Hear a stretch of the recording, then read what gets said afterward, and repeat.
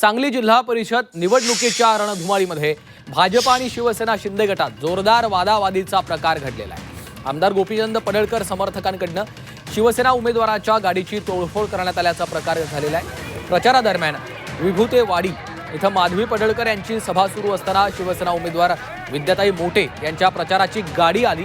यावेळी पडळकर समर्थकांनी आवाजावर आक्षेप घेतला। यावरून वादावादी होऊन गाडीची तोडफोड झाली।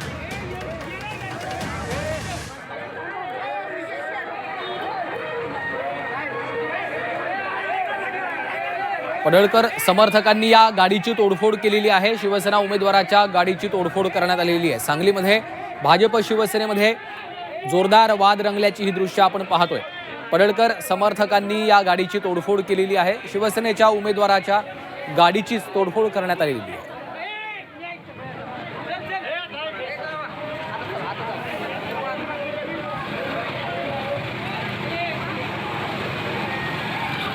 शिवसेना उमेदवार विद्याताई मोटे यांच्या प्रचाराची गाडी यावेळी पडळकर समर्थकांनी आवाजावर आक्षेप घेतला।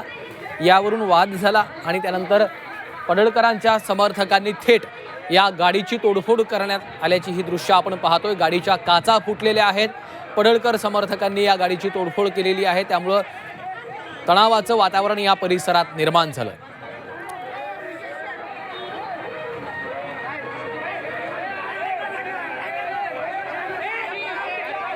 सरफराज सनदी आमचे प्रतिनिधी सध्या आपल्यासोबत जोडले गेलेले आहेत। सरफराज, सांगलीत आपण पाहतोय भाजप आणि शिवसेनेमध्ये हा वाद झालेला आहे, नेमकं काय घडलंय?